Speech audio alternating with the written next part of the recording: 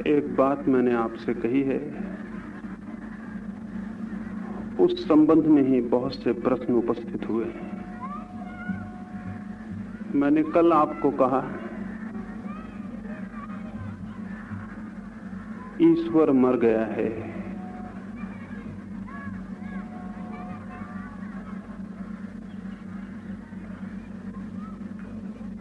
और ये घटना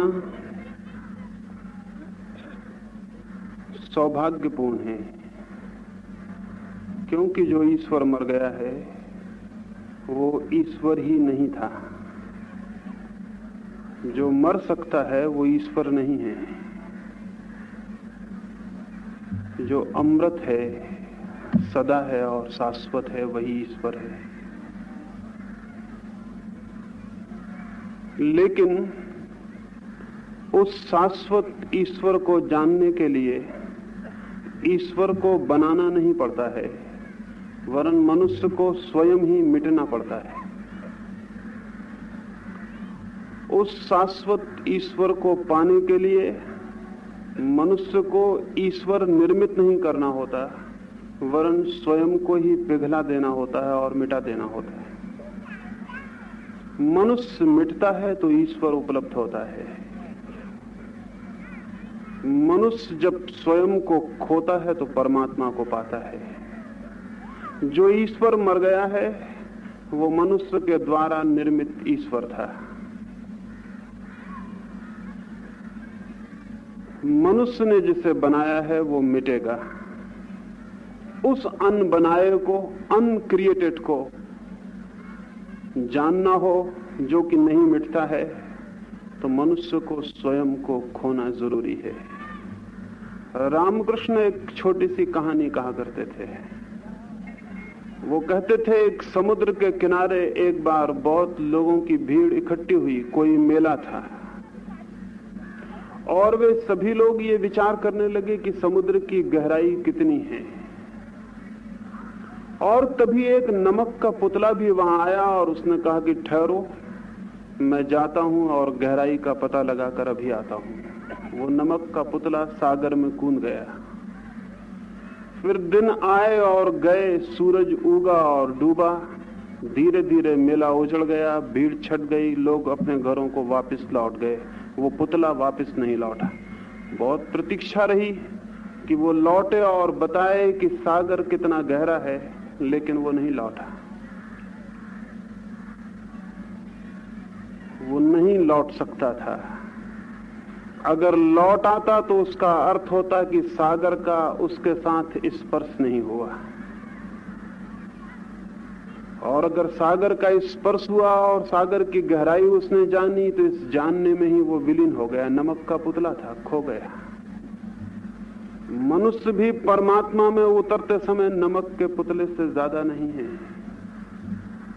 सागर नमक से बना है, नमक सागर से बनता है, मनुष्य परमात्मा से बना है। ये मनुष्य खोजने जाएगा परमात्मा को तो खो जाएगा, वैसे ही जैसा नमक का पुतला सागर में खो जाता है। इसलिए मनुष्य ने एक तरकीब ईजाद की ईश्वर से बचने की, और वो ये है, ईश्वर को खोजना उसने बंद कर दिया और ईश्वर का बनाना शुरू कर दिया। ऐसे मनुष्य बच गया और ईश्वर भी निर्मित कर लिया गया। स्वभावतः बहुत प्रकार के ईश्वर निर्मित हो गए। हिंदू के, मुसलमान के, ईसाई के, जैन के, बौद्ध के, हजार हजार प्रकार के ईश्वर निर्मित हो गए। अपनी अपनी रुचि के भगवान सभी लोगों ने बना लिए। ये जो ईश्वर हैं, मैंने कल कहा, ये मर गए हैं और ये शुभ है। तो मुझसे बहुत से प्रश्न पूछे हैं जिनमें अधिक इसी बात से संबंधित हैं, उनको मैं पहले आपको उत्तर दूंगा। पूछा है, ये कैसे पता चला है कि ये ईश्वर मर गया?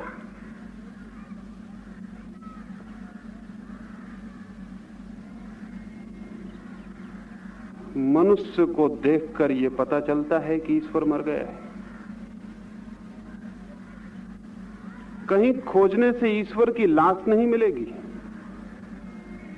और किसी कब्र पर लगा हुआ पत्थर नहीं मिलेगा कि यहां वो दफनाया गया है, और न जमीन के कोने कोने में खोज लेने पर यह पता लगेगा कि कौन से लोग गवाह हैं जिनके सामने वो मरा हो। नहीं, ईश्वर के मर जाने की गवाही तो हम सारे लोग, एक एक आदमी।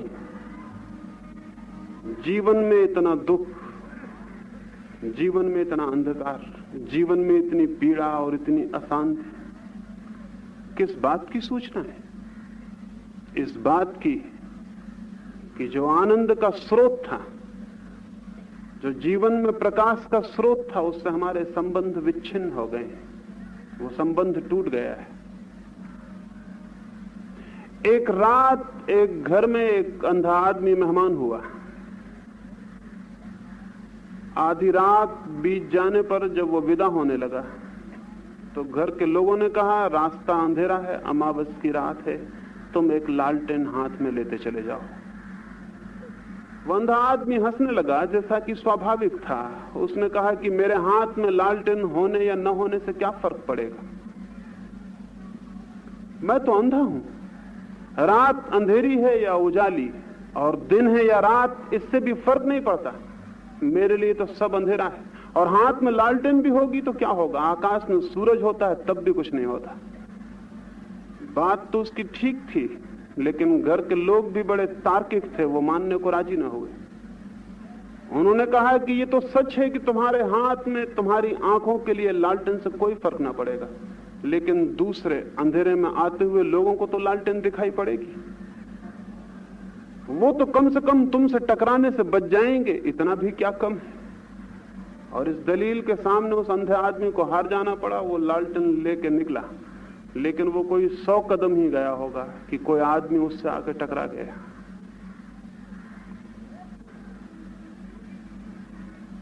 वो बहुत हैरान हुआ। उसने पूछा कि मेरे मित्र, क्या आप भी अंधे हो? मेरे हाथ की लालटेन दिखाई नहीं पड़ती? उस दूसरे आदमी ने कहा कि महानुभाव, आपकी लालटेन बीच में कहीं बुझ गई है। अंधे आदमी को कैसे पता चले कि लालटेन बुझ गई? आप पूछते हैं कि हमें कैसे पता चले कि ईश्वर मर गया है? अंधे आदमी को कैसे पता चले कि लालटेन बुझ गई है? इस बात से पता चलेगा कि टक्कर हो गई। टक्कर हो गई है, इस बात का सबूत है कि लालटेन बुझ गई। और हम सबकी एक दूसरे से टक्कर हो रही, क्या ये ईश्वर के मर जाने का सबूत नहीं है? ये लालटेन के बुझ जाने का सबूत है। हम जिंदगी में कर क्या रहे हैं? जी रहे हैं या लड़ रहे हैं? प्रेम कर रहे हैं या क्रोध कर रहे हैं? एक दूसरे को दे रहे हैं या छीन रहे हैं? एक दूसरे के जीवन में सहयोगी हैं या शत्रु हैं? इस बात से सबूत मिलेगा कि ईश्वर मर गया है या नहीं मर गया। इसे पूछने किसी और से मत जाना कि ईश्वर मर गया है या नहीं मर गया। अपनी जिंदगी को देख लेना, और अगर वो आसपास टकराहट पैदा करती हो, घृणा पैदा करती हो, क्रोध और हिंसा पैदा करती हो, तो जानना कि हाथ की लालटेन बुझ गई है और हमारे संबंध टूट गए हैं जीवन के स्रोत से। इसे खोजने कहीं और जाने की किसी को भी कोई जरूरत नहीं है। तो मुझे कैसे पता चला कि ईश्वर मर गया है? आदमी को देख के पता चलता है। आदमी ईश्वर की कब्र बन गया है। और क्या बड़ी खबर हो सकती है?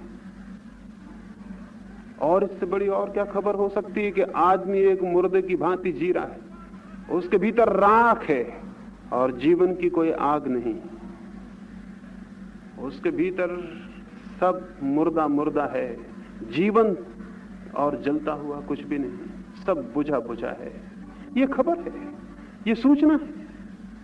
और अगर ये भी सूचना नहीं है तो फिर अब और क्या सूचना इससे बड़ी हो सकती है? पूछा है कि अगर ईश्वर मर गया है तो क्या हम निराश हो जाएं? नहीं,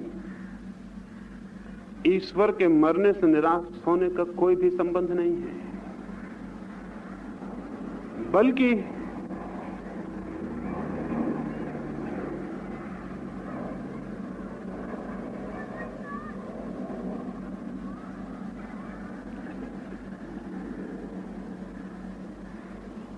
यदि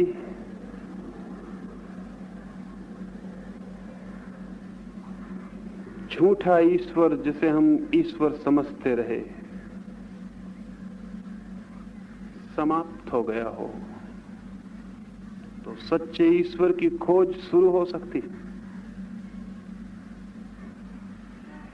हीरों के दुश्मन पत्थर नहीं हैं, नकली हीरे हैं।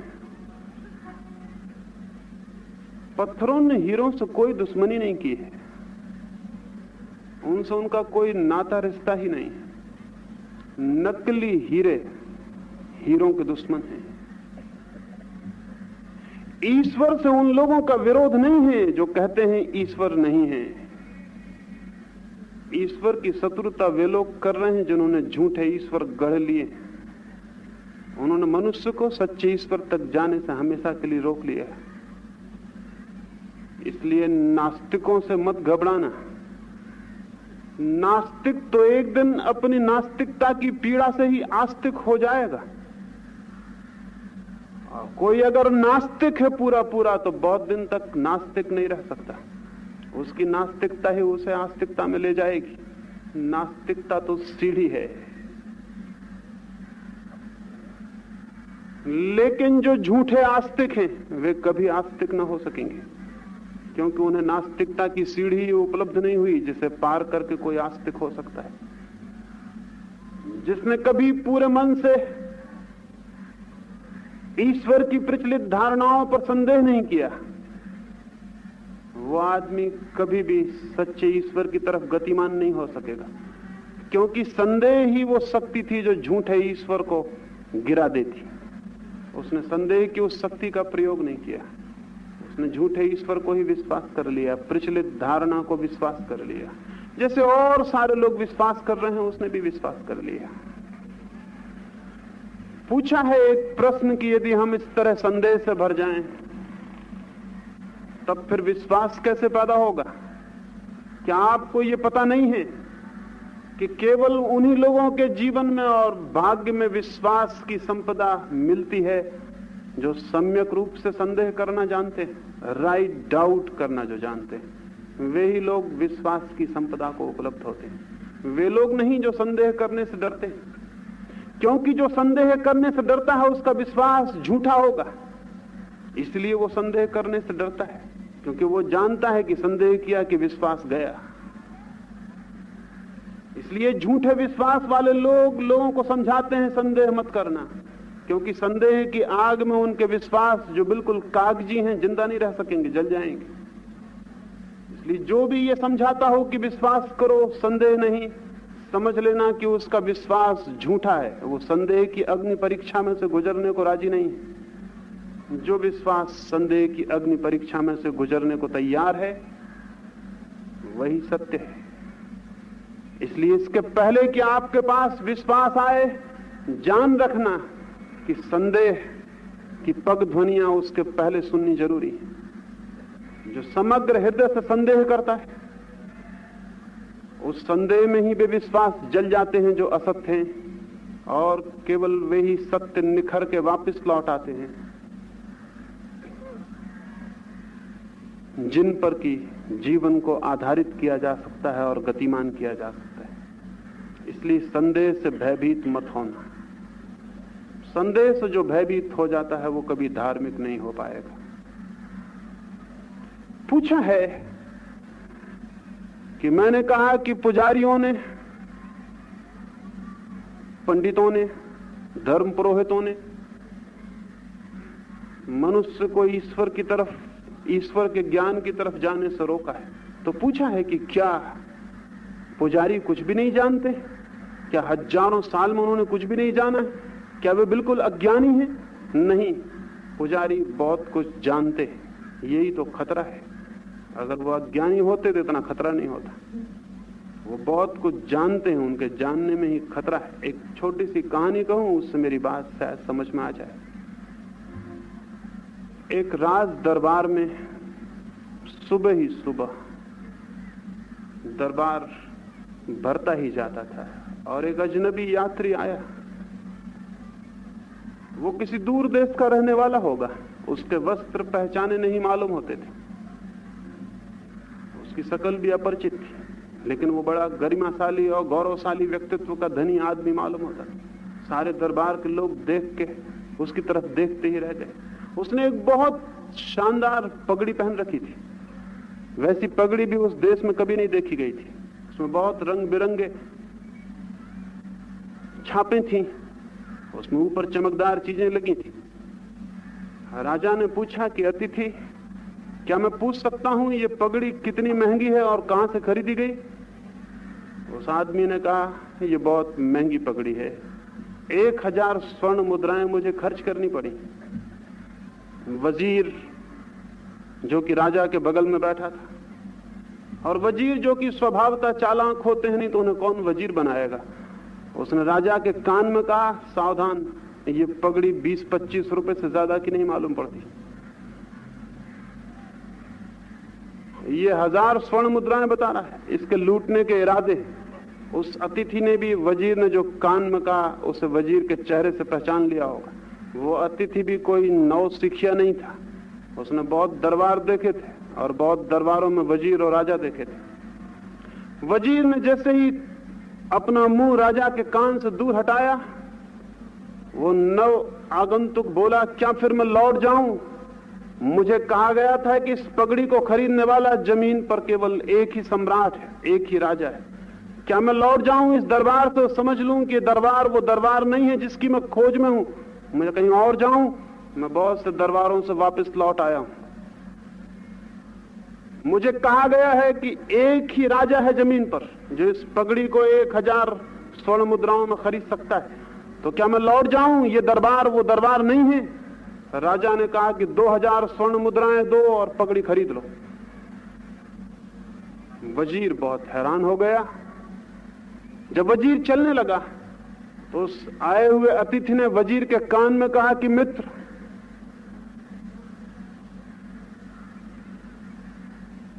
you may be knowing the price of the turban, but I know the weaknesses of the kings. तुम जानते हो कि पगड़ी के दाम कितने हैं, लेकिन मैं राजाओं की कमजोरियां जानता हूं। तो पादरी और पुरोहित और धर्म गुरु ईश्वर को तो नहीं जानते, आदमी की कमजोरियां जानते हैं। आदमी की कमजोरियां जानते हैं और यही उनका खतरा है। उन्हीं कमजोरियों का शोषण चल रहा है और आदमी बहुत कमजोर है और बड़ी कमजोरियां हैं उसकी, और उनकी कमजोरियों का शोषण है। और स्मरण रखें, जो परमात्मा की शक्ति को जानता है उसके लिए इस जमीन पर कोई कमजोर नहीं रह जाता, और जो परमात्मा को पहचानता है उसके लिए शोषण असंभव है। लेकिन मनुष्य का शोषण चल रहा है धर्म के नाम पर, मंदिर और मस्जिद के नाम पर, और हजारों हजारों वर्षों से शोषण चल रहा है, और हम सब उस शोषण में सहभागी हैं। यह भी हो सकता है कि हम उस शोषण को न कर रहे हों, लेकिन अगर हम उस शोषण को अपने ऊपर होने दे रहे हैं तो हम उस शोषण को बनाए रखने में साथी, संगी। और जमीन पर जो भी पाप हुए हैं, कोई ये ना समझे कि वो उससे बच जाएगा। जमीन पर हुए पाप हम सबके सहभाग में घटित हुए, और जमीन पर जो कुछ हो रहा है हम सब एक एक आदमी उसके लिए जिम्मेवार है। कोई ये ना सोचे कि वो बच जाएगा, कोई नहीं बच सकता। हम जाने अनजाने साथ दे रहे हैं, हम सहयोगी हैं। मनुष्य की कमजोरियों का शोषण राजनीतिज्ञ कर रहा है, धर्म गुरु कर रहा है, और न मालूम किस किस तरह के लोग कर रहे हैं। लेकिन सबसे गहरा शोषण धर्म गुरुओं ने किया है। अभी राजनीतिज्ञ तो बहुत पीछे से आया है उस दौड़ में, बहुत पीछे से उसको ये बात समझ में आई कि ये धर्म गुरु क्या कर रहा है, तो राजनीतिज्ञ अभी पीछे पीछे आया है। और इसलिए पीछे दिनों की जो राजनीति है वो धर्म गुरु के विरोध में खड़ी है, उसका कोई और कारण नहीं है। दो चोर एक ही आदमी की संपत्ति पे आंख लगाए हुए हैं। इसलिए पिछला जो राजनीतिज्ञ है, अभी अभी नया नया जो सारी दुनिया में राजनीति है, चाहे वो कम्युनिज्म हो, चाहे वो फैसिज्म हो, चाहे वो कुछ और हो, उस सब की टक्कर धर्मगुरु से है। क्यों है? एक ही आदमी पर दोनों का हमला है, दोनों का शिकार एक ही आदमी को बनना है, वही कमजोर आदमी। इन दोनों के बीच टक्कर पुरानी है, लेकिन अभी बहुत प्रगाढ़ हो गई है। और राजनीतिक धर्म को हटा देने की कोशिश में है। कई मुल्कों से उसने धर्म को हटा दिया है, मंदिरों से ईश्वर को विदा कर दिया है, उनकी जगह नए ईश्वर गढ़ने शुरू कर दिए, नई मूर्तियां वहां स्थापित हो गई, नई प्रतिमाएं वहां बन रही। लेकिन आदमी का शोषण जारी रहेगा, क्योंकि आदमी की कमजोरी बरकरार है। एक ने शोषण बंद किया तो दूसरा उस शोषण को शुरू कर देगा। मैं आपसे ये निवेदन करना चाहता हूं, धार्मिक लोग केवल वही हैं जो मनुष्य की कमजोरी को समझें और उस मनुष्य की कमजोरी के चल रहे शोषण के विरोध में एक विश्वव्यापी चेतना को जन्म दें। क्या है कमजोरी मनुष्य की और किस किस भांति उस कमजोरी का शोषण? इसे कुछ बहुत विस्तार में कहने की बात नहीं है, हम सब अपनी कमजोरी जानते हैं और उस कमजोरी के लिए क्या क्या प्रलोभन हमें दिए जा सकते हैं वो भी हम जानते हैं। हम आदमी की मृत्यु की कमजोरी जानते हैं, हर आदमी मृत्यु से डरता है, इसलिए सभी धर्म मृत्यु का बड़े पैमाने पर शोषण करते हैं। मनुष्य डरता है कि मैं मर न जाऊं, तो धर्म समझाते हैं कि आत्मा अमर है। मरते हुए आदमी को बड़ी राहत मिलती है कि आत्मा अमर है, कोई फिक्र नहीं, शरीर चला जाएगा, चले जाने दो, आत्मा तो बचेगी, मैं तो बचूंगा। हम सब बचना चाहते हैं। ये जो हम विश्वास कर लेते हैं कि आत्मा अमर है, तो ये मत समझना कि आपको पता चल गया कि आत्मा अमर है। नहीं, आप मृत्यु से भयभीत हैं, इसलिए जल्दी से विश्वास कर लिया है कि आत्मा अमर है। सबको पता है कि कोई नहीं मरना चाहता, इसलिए दुनिया के सभी धर्म पुरोहित ये समझाने की कोशिश करते हैं, घबराते क्यों हो, कोई मरता ही नहीं, आत्मा बिल्कुल अमर है। और ये मृत्यु से भयभीत मन विश्वास कर लेना चाहता है कि आत्मा अमर है। इसलिए जवान आदमी जरा कम धार्मिक होता है, बूढ़ा आदमी ज्यादा धार्मिक हो जाता है, क्योंकि मौत जितने करीब आती उतना मृत्यु का भय करीब आता है और आत्मा की अमरता को मान लेने का मन तीव्र होने लगता है। जल्दी होती है कि मान लो, विश्वास कर लो। कोई नहीं मरना चाहता, ये कमजोरी है हमारे भीतर। और इसीलिए जो कौम जितनी मृत्यु से भय करने वाली होती है, वो कौम उतनी ही आत्मा की विश्वासी होती, अमरता की विश्वासी होती। हम ही हैं जमीन पे, हमसे ज्यादा मौत से और कौन डरता होगा, लेकिन हमसे ज्यादा आत्मा की अमरता की घोषणा करने वाले लोग भी जमीन पे और कहीं नहीं है।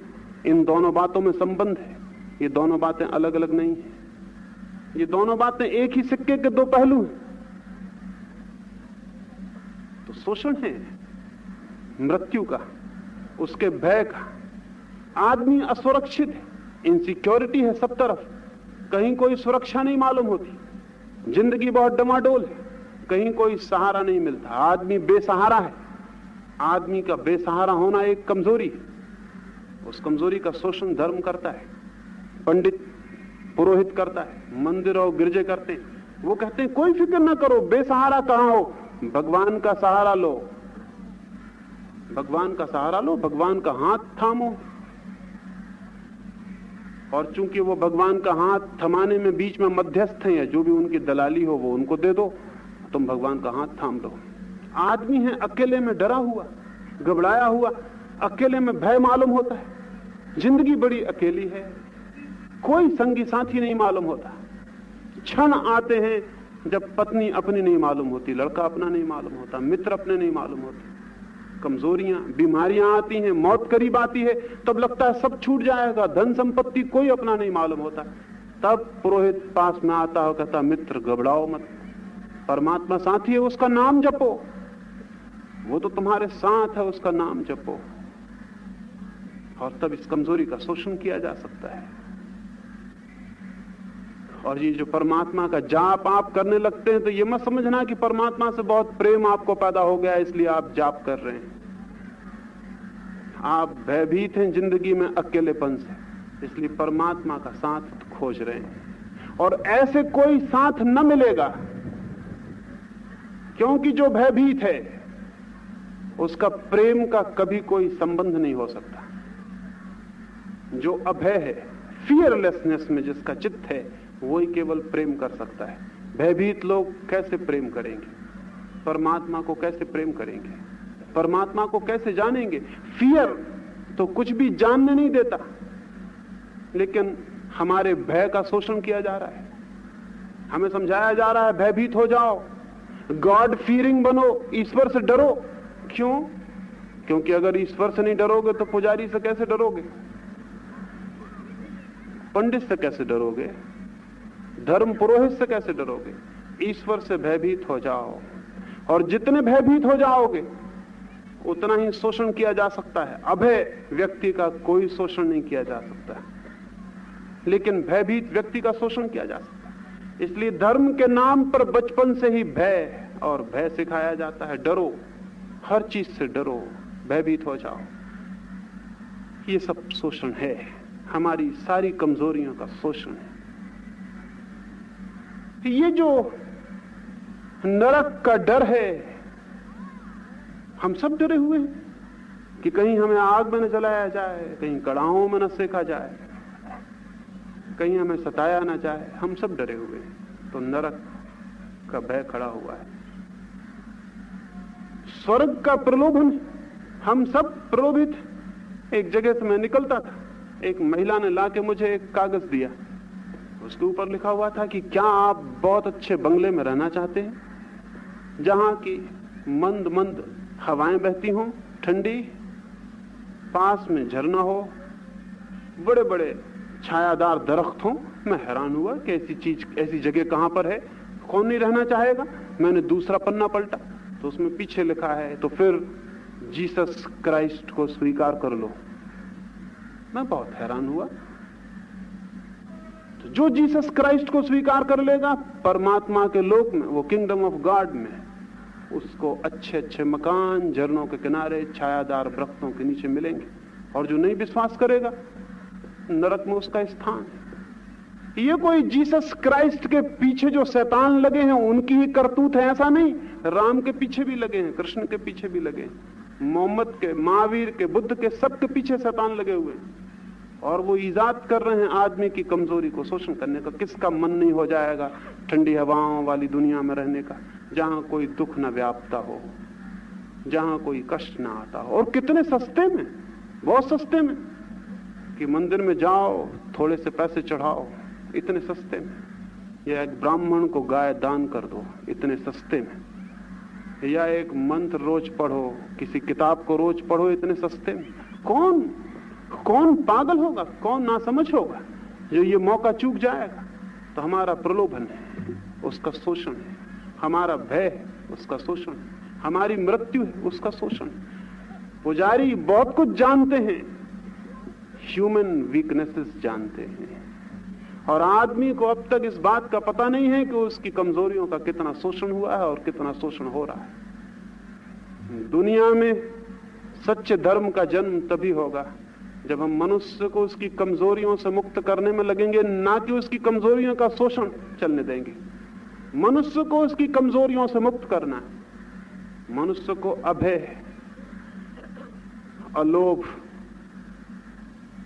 स्वतंत्रता, विचार, ये सब देने, ताकि उसके भीतर एक गरिमा, चिंतन की, चेतना की, एक गौरव जीवन का खड़ा हो सके, ताकि वो हर शोषण के विरोध में उसके भीतर एक बगावत, एक विद्रोह, एक रिबेलियन खड़ा हो सके। ऐसे लोग एक धार्मिक दुनिया की शुरुआत बनेंगे।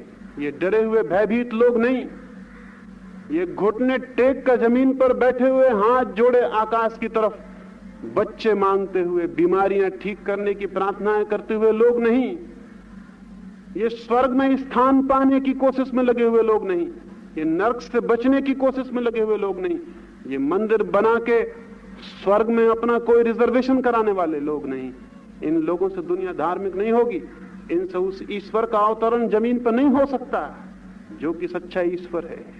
उसके लिए चाहिए समस्त कमजोरियों से मुक्त मनुष्य, और ये पुरोहितों ने और धर्म गुरुओं ने आज तक नहीं होने दिया है, और वो कोशिश में लगे हैं कि आगे भी न होने दें। निश्चित उनकी कोशिश उनके व्यवसाय का प्राण है, उनके सारे प्रयास परमात्मा को बचाने के प्रयास नहीं, खुद को बचाने के प्रयास है। लेकिन ये तो आपको ज्ञात होगा ही कि हम जब भी कोई गलत काम करना चाहते हो तो अच्छे नारे ईजाद कर लेना चाहिए। जब हमें कोई बुरा काम करना हो तो कोई अच्छी फिलॉसफी की आड़ ले लेनी चाहिए, और जब हमें किसी की हत्या करनी हो तो हमें उसके ही हित में हत्या करने का प्रचार करना शुरू कर देना चाहिए। और अगर पुरोहित को अपना व्यवसाय बचाना है तो उसे परमात्मा को बचाने की घोषणा करनी चाहिए। उसे कहना चाहिए परमात्मा खतरे में, परमात्मा खतरे में है। अगर ये बात फैला दी जाए तो पुरोहित बच सकता है। पुरोहित बचेगा तो धर्म नहीं बचेगा। सामने विकल्प सीधा है, या तो जमीन पर आने वाले दिनों में धर्म गुरुओं का ये पुराना व्यवसाय जारी रहेगा और परमात्मा के लिए स्थान नहीं बनाया जा सकेगा, और या फिर ये व्यवसाय बंद होगा और हम एक ज्यादा मुक्त, ज्यादा स्वतंत्र चित्त से सत्य की खोज में संलग्न हो सकेंगे। इसलिए ये ठीक पूछा है कि क्या पुरोहित कुछ भी नहीं जानते हैं? पुरोहित बहुत कुछ जानते हैं। उनकी चालाकी, उनकी कनिंगनेस, उनकी होशियारी गहरी है। वह आदमी के आखिरी कोनों तक उसकी कमजोरियां जानते हैं और इसका उन्होंने फायदा उठाया है। ये फायदा चल रहा है। पूछी हैं और बहुत सी बातें। पूछा है कि मैंने कहा कि शास्त्र को न माने, शब्द को न माने, तब तो फिर हम अकेले छूट जाएंगे। फिर हम क्या मानेंगे? अकेले छूटने से इतने भयभीत क्यों होते हैं? और न मानने की स्थिति इतना डर क्यों लाती है? क्या ये ख्याल में कभी नहीं आता कि न मानने को अगर एक क्षण के लिए भी चित्त ठहर जाए तो एक क्रांति हो जाएगी? न मानने की एक क्षण की स्थिति में भी क्रांति हो सकती है। न मानने का क्या मतलब? न मानना, नॉन एक्सेप्टेंस का मतलब क्या है? उसका मतलब यह है कि मैं बाहर से आए हुए किसी भी ज्ञान को स्वीकार करने को राजी नहीं हूं। क्यों? इसलिए कि मैं उस ज्ञान का प्यासा हूं जो कि भीतर से आए। इसलिए मैं ठहरूंगा। ये बाहर के ज्ञान का अनादर नहीं है, ये बाहर के ज्ञान का तिरस्कार नहीं है, ये गीता कुरान का अनादर नहीं है। सिर्फ इतना निवेदन है खोजी का कि मैं उस ज्ञान को पाना चाहता हूं जो प्राणों के प्राणों से उठता है। मैं उसको खोजना चाहता हूं जो मेरे भीतर कहीं है। इसलिए ठहरो। जो बाहर का है, चाहे महावीर कहते हो, चाहे बुद्ध, चाहे कोई, अभी मैं कह रहा हूं कुछ बातें, कोई भी जो बाहर से कह रहा है उससे कहो कि ठहर जाए, वो विचार बाहर रुक जाए। कहीं ऐसा ना हो कि बाहर का विचार आए और मेरे सारे चित्त को घेर ले और मैं बाहर के विचार में इस भांति कैद हो जाऊं कि मुझे ये भूल ही जाए कि भीतर मेरे अज्ञान है। ये हुआ है। पांडित्य में ज्ञान का भ्रम पैदा हो जाना बिल्कुल रोज की घटना है। जब बहुत सी बातें हमें मालूम हो जाती हैं, बहुत सी इंफॉर्मेशन, बहुत सी सूचनाएं इकट्ठी हो जाती हैं, तो हमें ख्याल पैदा हो जाता है कि हम जानते हैं, और ये ख्याल वो भीतर जो अज्ञान बैठा हुआ है, जहां हम कुछ भी नहीं जानते, कुछ भी नहीं, पता भी नहीं है कि कैसे जन्म हुआ, पता भी नहीं है कैसे मृत्यु आ जाएगी, पता भी नहीं है ये जो जीवन चल रहा है क्या है, ये भी पता नहीं है ये श्वास क्यों चल रही है, कुछ भी पता नहीं है। इग्नोरेंस गहरी है, अज्ञान बहुत गहरा है, कुछ भी पता नहीं है। क्या पता है आपको? क्या पता है किसी को भी? एक एक श्वास भी अपरिचित है, लेकिन फिर भी हम ज्ञान इकट्ठा कर लेते हैं और उस ज्ञान की छाया में और भ्रम में भूल जाते हैं इस गहरे अज्ञान को। ये खतरनाक स्थिति हो जाएगी। मौत उस सारे ज्ञान को छीन लेगी और रह जाएगा हाथ में केवल अज्ञान। इसलिए समझदार वे नहीं हैं जो ज्ञान को पकड़ के ज्ञानी हो जाते हैं, समझदार वे हैं जो बाहर के ज्ञान को कहते हैं ठहरो, अज्ञान मेरा है, ये ज्ञान तो पराया है। जिस दिन मेरा ही ज्ञान होगा वही मेरे अज्ञान को तोड़ सकेगा। स्मरण रखें, अज्ञान मेरा है, ज्ञान दूसरों का है। दूसरों का ज्ञान मेरे अज्ञान को कैसे तोड़ सकता है? मेरा ज्ञान ही मेरे अज्ञान को तोड़ सकता है। मेरा ज्ञान कैसे पैदा हो? उसकी पहली शर्त तो यह है कि मैं पराये और उधार ज्ञान को स्वीकार ना करूं। स्वीकार कर लिया तब तो खोज ही बंद हो जाएगी। अगर मैं स्वीकार ना करूं और अपने अज्ञान में ठहरा रह जाऊं, क्या होगा? पूछा है कि फिर तो हम अज्ञानी रह जाएंगे। नहीं, अगर एक मकान में आग लगी हो और आप मकान के भीतर हो और आपको पता लग जाए कि बाहर आग लगी और लपटें आपको दिखाई पड़ने लगे, तो आप क्या पूछेंगे? फिर किसी से आप पूछेंगे कि अब मैं क्या करूं? क्या आप अलमारियां खोल के कोई शास्त्र निकालेंगे और विचार करेंगे कि जब आग लगी हो चारों तरफ तो क्या करना चाहिए? या आप उस भवन में किसी गुरु की तलाश करेंगे, उसके चरणों में बैठेंगे, कहेंगे कि हे गुरुदेव, अब मुझे मार्ग सुझाइए कि जब आग लगी हो तो क्या करना चाहिए? नहीं, गुरुदेव भी उसी मकान के भीतर रहेंगे, वो शास्त्र वहीं जलते रहेंगे और आप आग के देखते ही बाहर हो जाएंगे। फिर आप किसी से पूछने नहीं जाएंगे कि क्या करूं। आग का दिखाई पड़ना कि वो लगी है आपके सारे प्राणों को इकट्ठा कर देता है। आपकी सारी जीवंत ऊर्जा संगठित हो जाती। आप एक क्षण में पाते हैं कि न कोई शैथिल्य है, न कोई आलस्य है, न कोई निद्रा है। एक क्षण में आप पाते हैं कि कोई प्रमाद नहीं, कोई सुस्ती नहीं। एक क्षण में आप पाते हैं कि विचार सतेज है, चेतना जागृत है, और आप पूछते नहीं किसी से मार्ग, लपटों में मार्ग खोजते, बाहर निकल जाते। बाहर निकल के शायद आपको ख्याल आए कि गुरुदेव भीतर रह गए, शास्त्र भीतर रह गए हैं जिनको हम ला नहीं पाए और जिनको हम देख भी नहीं पाए कि उनमें क्या लिखा था, कि हम क्या करें। आग लगी हो और उसका पूरा तथ्य दिखाई पड़ जाए तो उस तथ्य के दर्शन से जीवन में एक क्रांति घटित होती है। अज्ञान का पूरा दर्शन हो जाए तो वो आग लगे होने से भी ज्यादा भयानक, ज्यादा तीव्र, ज्यादा उत्कट पीड़ा और ताप उत्पन्न करता है। और ये ख्याल आ जाए कि मैं बिल्कुल अज्ञानी हूं, तो उस अज्ञान के बाहर निकलने की एक तीव्र ज्वलंत अभीप्सा, आकांक्षा प्राणों के कण कण में पैदा हो जाती। वही आकांक्षा अभीप्सा बाहर ले आती।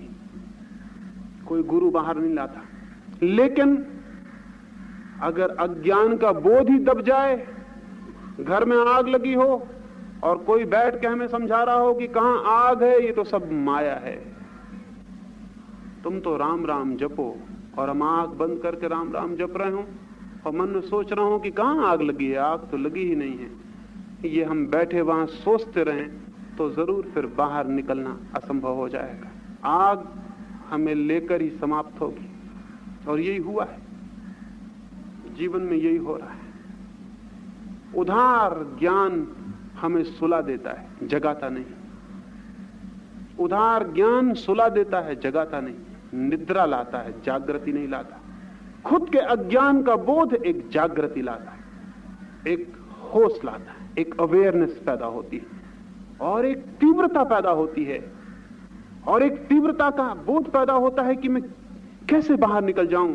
सारे प्राण संलग्न हो जाते हैं और जिस व्यक्ति के भीतर भी सारे प्राण संलग्न हो जाएं किसी प्यास में, प्राप्ति निश्चित है।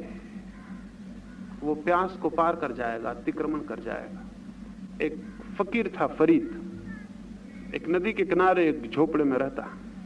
एक आदमी एक सुबह सुबह आया और उसने कहा कि मुझे ईश्वर के दर्शन करने। कई लोगों को ये फितूर पैदा हो जाता है ईश्वर के दर्शन करने का। कई लोगों को ये सनक चढ़ जाती है कि ईश्वर के दर्शन करने। उस आदमी को भी चढ़ गई होगी, कई कारण हैं चढ़ जाने के। वो गया फरीद के पास और कहा कि मुझे ईश्वर के दर्शन करने। फरीद ने कहा कि अभी तो मैं नदी पर स्नान करने जाता हूं, तुम भी आ जाओ, थोड़ा स्नान कर लें दोनों, फिर किनारे पर बैठ के तुम्हें बताऊंगा। और ये भी हो सकता है मौका मिल जाए तो नदी की धार में भी बता दूं।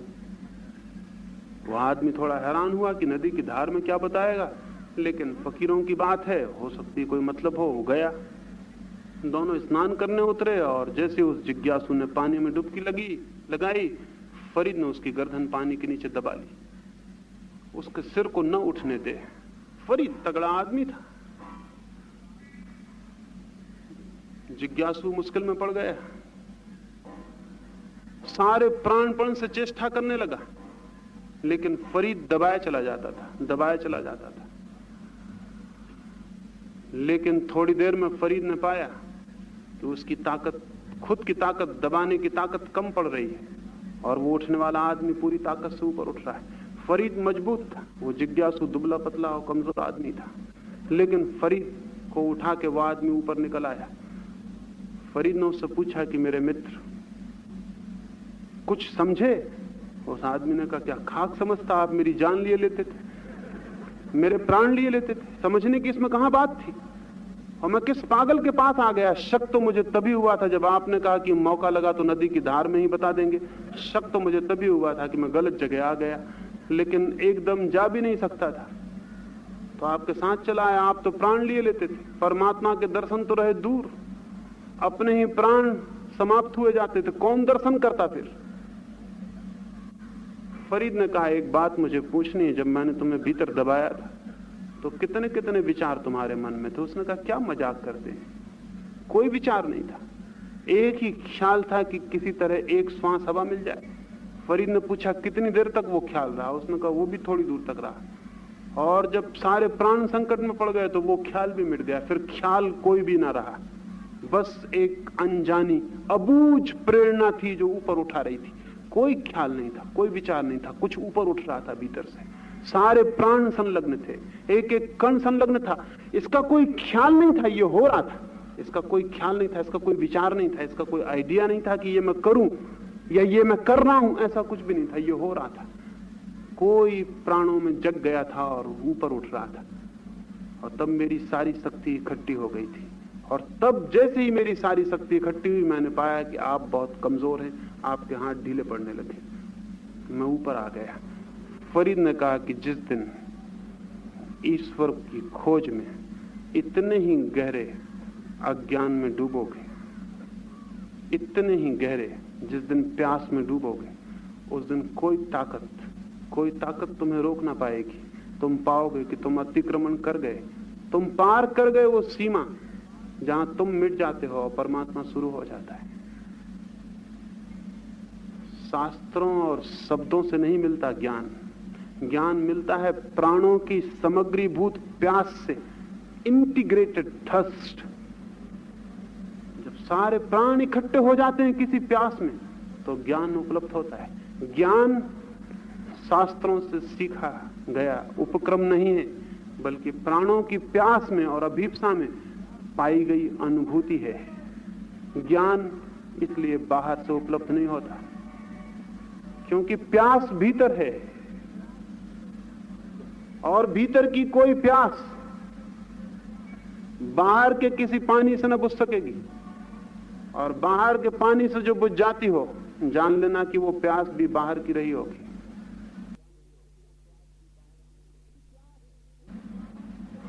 वो जो प्राणों की प्यास है, उस प्यास के ही इकट्ठे हो जाने में उसकी तृप्ति छिपी है। प्यास ही प्राप्ति है। लेकिन हम बाहर ज्ञान खोजते हैं और उसको पकड़ लेते हैं, और जब पकड़ लेते हैं तो द्वार बंद हो जाते हैं, खोज बंद हो जाती है, प्यास शिथिल हो जाती है, प्राण इकट्ठे नहीं हो पाते। और इस शिथिलता में, इस दुर्बलता में, इस खंड खंड बटे होने में हम भटकते हैं, स्मरण करते हैं, शब्द दोहराते हैं, जीते हैं और मरते हैं, कुछ हल नहीं हो पाता। बंगाल में ऐसा हुआ, एक युवक अपने पिता के पास बैठा था। उसके पिता की उम्र 60 को पार कर गई थी। उसके पिता ने उस युवक को कहा कि हो सकता है कि कुछ ही दिन का मेहमान मैं और हूं, लेकिन मैंने तुम्हें ना तो कभी मंदिर जाते देखा, ना कभी धर्म की पुस्तक पढ़ते देखा, ना कभी मैंने सत्संग करते देखा। तो मैं तुम्हें यह अंत में कहूं कि कुछ उस तरफ भी ध्यान दो। उस युवक ने कहा, कुछ ध्यान? कैसी बातें करते हैं आप? परमात्मा भी कुछ ध्यान से पाया जा सकता है? कुछ ध्यान से? उसने कहा कि मैं तो जहां तक सोच पाया हूं वो यही कि कुछ ध्यान तो आपको देते हुए मैं रोज देखता हूं। रोज सुबह आप मंदिर जाते हैं, कुछ ध्यान मंदिर में देते हैं, शेष ध्यान दुनिया में देते हैं। और मुझे शक ये है कि जो 23 घंटे दुनिया में रहता हो वो 1 घंटे मंदिर में कैसे रह सकता है। और जो मंदिर की सीढ़ियों तक फिल्मी गाने गुनगुनाता हो वो मंदिर के भीतर भजन कैसे गा सकता है? हो सकता है कि मंदिर के भीतर भजन ही गाता हो, लेकिन उनका मूल्य फिल्मी गाने से ज्यादा नहीं हो सकता, क्योंकि गुनगुनाने वाला वही है जो सीढ़ियों के बाहर था, वही सीढ़ियों के भीतर भी है। और सवाल गुनगुनाने वाले का है, सवाल ये नहीं है कि वो क्या गुनगुनाता है। आप क्या पढ़ते हैं ये सवाल नहीं है, आप क्या हैं ये सवाल है। आप चाहे वेद शास्त्र पढ़िए, चाहे कोक शास्त्र पढ़िए, या चाहे कुछ और पढ़िए, आप हैं, और आपके ऊपर निर्भर है सारी बात। किताब वैसी हो जाएगी जैसे आप हैं। जिस मंदिर में आप प्रवेश करेंगे वो मंदिर आप जैसा हो जाएगा, और जिस भगवान का आप हाथ पकड़ लेंगे पाएंगे कि भगवान आप जैसा हो गया, क्योंकि आप असली बात है। तो उसने अपने पिता से कहा कि मैं देखता हूं इधर आपको, 30 वर्षों से मैं भी देखता हूं, लेकिन न तो आपकी प्रार्थनाओं में कोई अर्थ निकला, न आपकी पूजा में, न आपके कोई ध्यान में। उस लड़के ने कहा कि कभी मैं भी स्मरण करूंगा, लेकिन एक ही बार स्मरण करूंगा, क्योंकि 2 बार स्मरण करने का क्या फायदा। अगर एक बार स्मरण से नहीं हो सका तो दूसरे बार स्मरण से क्या होगा, क्योंकि स्मरण करने वाला तो मैं ही रहूंगा। और तीसरी बार करने से क्या होगा, 1000 बार करने से क्या होगा। एक बार करूंगा, एक बार मंदिर जाऊंगा, एक बार परमात्मा के द्वार पर खड़ा होना है, लेकिन प्रतीक्षा में हूं उस दिन की जिस दिन के मैं पूरा का पूरा खड़ा हो सकूं। जब तक अधूरा खड़ा होऊंगा तब तक कुछ होने वाला नहीं है। क्योंकि बड़े रहस्य और आनंद की बात यह है कि आपका पूरी तरह इकट्ठा हो जाना ही आपके भीतर परमात्मा की उपलब्धि है, और तो कोई परमात्मा नहीं है बाहर।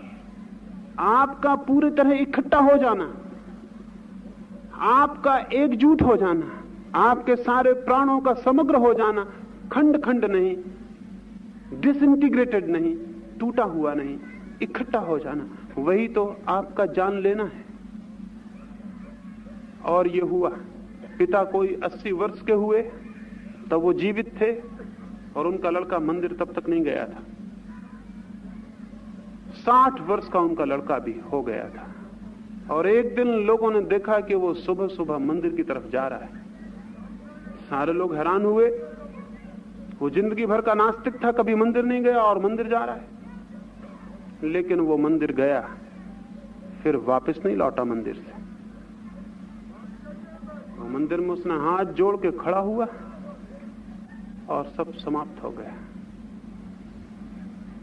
सांस जो बाहर थी बाहर रह गई, जो भीतर थी भीतर रह गई। उसके प्राण उड़ गए। उसके पास उसके खीसे में एक पत्र लिखा हुआ मिला और उसने लिखा कि आज मैं उस अवस्था में हूं कि मेरी प्यास पूरी पूरी जग गई है और मैं अपने अज्ञान से समग्र रूपेण दुखी हो गया हूं। और आज जबकि आग मेरे चारों तरफ लगी है, शायद मैं बाहर निकल सकूं। क्या किया उसने उस मंदिर में जाके खड़े होकर? और क्या उस करने का संबंध उस मंदिर से है? क्योंकि मंदिर में तो वहां रोज लोग खड़े होते थे जाके। नहीं, उस मंदिर से उस करने का कोई संबंध नहीं। वह आदमी कहीं भी खड़े होकर वही करता तो ये हो जाता जो उस मंदिर में हुआ। उस बात के करने का संबंध उसके अपने भीतर से है। उसके प्राण किसी किनारे आके इकट्ठे हो सके हैं किसी प्यास में। उस प्यास में कोई बात घटित हो सकती, कोई क्रांति, कोई विस्फोट, कोई एक्सप्लोजन हो सकता है। धर्म एक एक्सप्लोजन है, एक विस्फोट है, और केवल उन्हीं के भीतर होता है जो अपनी अज्ञान की पूरी पूरी पीड़ा को जीते हैं और झूठे ज्ञान में उसको छिपाते नहीं। तो इसलिए मैंने कहा कि नहीं, किताबें नहीं, शास्त्र और वेद और कुरान और बाइबल नहीं, महावीर और बुद्ध के वचन नहीं, किसी के भी वचन नहीं ले जा सकेंगे वहां जहां परमात्मा है। वहां तो ले जाएगी वो प्यास जहां आप हैं। तो ये शब्द और शास्त्र इस प्यास को शिथिल ना कर दें, इस प्यास को ढांक ना दें, इस चिंगारी के ऊपर राख ना बन जाएं। बन गए हैं राख। इसलिए ज्ञानी मुश्किल से ही, ये तथाकथित ज्ञानी मुश्किल से ही सत्य को कभी जान पाते हैं। अब तक सुना तो नहीं कि किसी पंडित ने सत्य जाना हो। अब तक ऐसा सुना नहीं, अब तक ऐसा हुआ नहीं, होगा भी नहीं। ये जो मैंने कहा तो पूछा है, तो क्या ये सब व्यर्थ हैं? क्या इन सबको फेंक दें? अगर इनको फेंकने गए तो उसका मतलब होगा कि इनमें कुछ ना कुछ अर्थ है, तभी तो फेंकने गए। अगर इनमें आग लगाने गए तो उसका मतलब यह हुआ कि इनसे भयभीत हैं इसलिए आग लगाने गए। नहीं, दोनों स्थितियों में हम बाहर की चीज को बहुत मूल्य दे देते हैं। या तो हम कहते हैं हम पूजा करेंगे, और या हम कहते हैं हम आग लगा देंगे। लेकिन दोनों हालत में हम पूजा करें तो, आग लगाएं तो, बाहर से ही बंधे रहते हैं। नहीं, मैं ये नहीं कह रहा हूं कि पूजा मत करिए, आग लगा दीजिए, क्योंकि आग लगाने वाला भी उस शास्त्र को मानने वाला है, तभी तो इतनी मेहनत कर रहा है कि आग लगाने जा रहा है। नहीं, आग लगाने का सवाल नहीं है, न पूजा करने का सवाल है। सवाल इस सीधे से सत्य को जानने का है कि क्या जो भी मैं बाहर से सीख लेता हूं वो मेरा ज्ञान बन सकता है? नहीं, वो केवल मेरी स्मृति बनता है, मेमोरी बनता है, ज्ञान नहीं, नॉलेज नहीं। स्मृति कितनी ही ज्यादा संग्रहित हो जाए, वे उत्तर झूठे हैं। किसी ने कहा है कि अगर बचपन से हमें गीता और वेद और उपनिषद की कथाएं ना बताई गई होती और हमारी मां ने और हमारे पिता ने हमें शिक्षा न दी होती तो हम आपकी बात सुनने ही नहीं आते। ये हो सकता था कि मेरी बात सुनने आप ना आते, आने की कोई बड़ी जरूरत भी नहीं थी। लेकिन इन बातों को सीख के अगर आप मेरी बात सुनने आए हैं तो एक बात स्मरण रखना, सुनने के भ्रम में होंगे, सुन न पाएंगे, क्योंकि ये बातें बीच में आ जाएंगी और सुनने ना देंगी। और ये भी ख्याल में मत रखना, ये पूछा है प्रश्न में कि अगर हमने ये गीता और ये सब बातें नहीं पढ़ी होती तो हमारे मन में ईश्वर का ख्याल ही कैसे पैदा होता? कैसा पागलपन है। अगर सारी किताबें नष्ट हो जाएं तो आप सोचते हैं कि ईश्वर नष्ट हो जाएगा? अगर सारी दुनिया की किताबें जला के खाक कर दी जाएं तो क्या आप सोचते हैं कि फिर दुनिया में वो लोग पैदा नहीं होंगे जो ईश्वर की खोज करेंगे? तो ईश्वर फिर बड़ा कमजोर है जो किताबों पर निर्भर है। ईश्वर बड़ा कमजोर है। और तब तो ये ईश्वर बहुत बढ़ जाना चाहिए, क्योंकि प्रेस की ताकत बहुत बढ़ गई है, छापेखाने बहुत है। और कोई 5000 किताबें हर सप्ताह छपती हैं, तब तो दुनिया में थोड़े दिन में ईश्वर खूब बढ़ जाएगा। लेकिन क्या आपको पता है कि जितनी किताबें बढ़ती हैं उतना ईश्वर कम होता चला जाता है? उल्टा संबंध है दोनों के बीच कुछ। असल में कोई ईश्वर की खोज की प्रेरणा किताबों से नहीं आती है। ईश्वर की खोज की प्रेरणा तो जीवन के दुख से आती है, जीवन की पीड़ा से आती है, अशांति से आती है। जब तक हृदय में दुख है, पीड़ा है और अशांति है, तब तक ईश्वर की खोज पैदा होती रहेगी, चाहे शास्त्र रहें और चाहे जाएं। बल्कि शास्त्रों के कारण सस्ते संतोष मिल जाते हैं। अगर शास्त्र न हो तो सस्ते संतोष मिलने असंभव हो जाएंगे। तब तो आदमी को अपनी ही खोज करनी पड़ेगी और अपने ही श्रम से कुछ पाना पड़ेगा और उसी से संतोष मिल सकेगा। तो मेरा निवेदन है, आग लगाने को नहीं कहता हूं, क्योंकि आप जो पूजा करते थे अगर आपने आग भी लगाई तो वो आपकी पूजा से भिन्न नहीं होगी। शास्त्र के साथ कुछ करने को नहीं कह रहा हूं, मेरी बात को गलत नहीं समझ लेना। आपके साथ कुछ करने को कह रहा हूं। सवाल गीता के साथ नहीं है, आपके साथ है। कुरान और बाइबल के साथ नहीं है, आपके साथ है। आपका चित्त ऐसा होना चाहिए जो शब्द से और शास्त्र से मुक्त हो, जो शब्द और शास्त्र से बंधा हुआ ना हो, जो स्वतंत्र हो, क्योंकि स्वतंत्रता ही सत्य की खोज की पहली शर्त है। एक दो छोटे छोटे गैर गंभीर प्रश्न हैं, उनकी भी मैं बात कर लूं, फिर कुछ जो प्रश्न रह जाएंगे उनकी मैं परसों बात करूंगा। किसी ने मुझसे पूछा, कल मैंने कहा कि एक बंदर ने मुझे कहा है कि आदमी का पतन बंदरों से हुआ है, ये विकास नहीं है। तो उस व्यक्ति ने मुझसे पूछा है कि क्या बंदर भी बोलते हैं? तो मैं ये निवेदन करना चाहूं कि बंदरों का बोलना तो बिल्कुल स्वाभाविक है, न बोलना बहुत कठिन है। बंदर चुप रह ही नहीं सकते, और जो चुप रह जाए ऐसा बंदर अगर मिल जाए तो शक होगा कि कहीं ये आदमी तो नहीं है। चुप रह जाए, मौन, साइलेंस, असंभव। बंदर तो खूब बोलते हैं।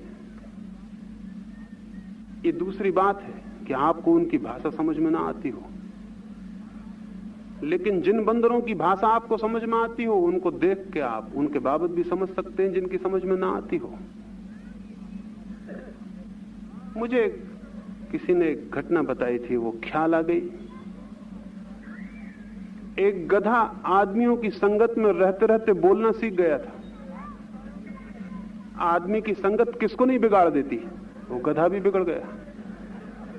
वो बोलना सीख गया, और जब वो बोलना सीख गया तो उसने पहला काम ये किया कि बाकी गधों को इकट्ठा किया और उनका नेता हो गया। जो भी बोलना सीख सकता है वो नेता हो ही जाएगा, वो चाहे फिर गधा हो, इससे क्या फर्क पड़ता है। वो गधा बोलना सीखा, बोलना सीखने के बाद जो दूसरी सीढ़ी थी वो नेता हो गया। और स्वभावतः इसके बाद तीसरी सीढ़ी थी कि उसने दिल्ली की यात्रा की। जो भी बोलना जानता है और नेता हो सकता है वो फिर दिल्ली जाएगा ही, और रहेगा कहां? जमीन पे फिर कोई और रहने लायक ठीक स्थान है नहीं।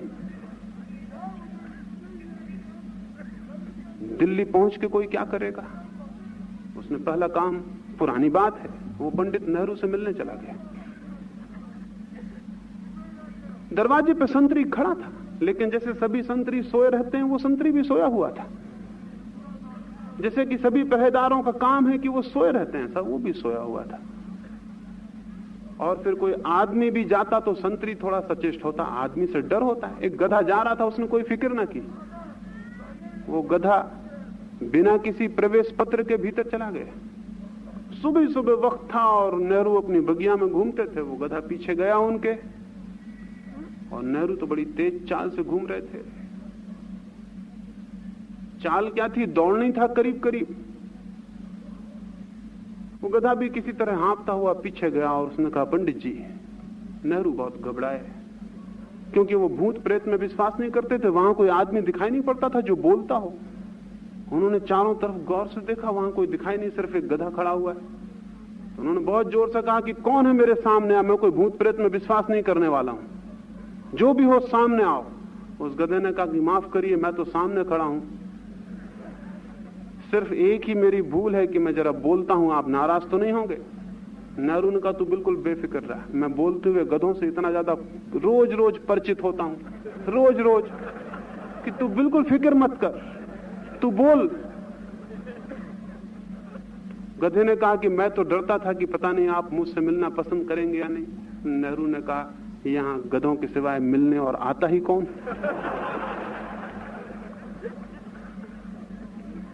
फिर पता नहीं उन दोनों में क्या बातें हुई, वो तो मुझे कुछ पता नहीं। बातें जरूर कोई कुछ गुफ्तगू की हुई होंगी, क्योंकि किसी अखबार ने अब तक छापी नहीं। कोई सीक्रेसी, कोई कॉन्फिडेंशियल कोई बात होगी, किसी अखबार में छपी नहीं अब तक। लेकिन आदमी इस भ्रम में ना रहे कि वही बोलना जानता है, इस भ्रम में ना रहे। बोलते तो सभी हैं, आदमी ही अकेला समर्थ है जो कि न बोलने की स्थिति को उपलब्ध हो सकता है। अकेला आदमी समर्थ है कि न बोलने की स्थिति को, नॉन स्पीकिंग, नॉन थिंकिंग की स्थिति को उपलब्ध हो सकता है। उसी अबोल, उसी शांत स्थिति से वो द्वार खुलता है जो परमात्मा का है। वो तो मैंने बंदर की बात मजाक में कही थी, और अगर आप मजाक भी नहीं समझ पाए तो धर्म क्या समझ पाएंगे? बड़ी मुश्किल हो जाएगी। और लोग इतने गंभीर हो गए हैं दुनिया में कि मजाक भी नहीं समझ पाते, परमात्मा को क्या समझ पाएंगे? बहुत कठिन है।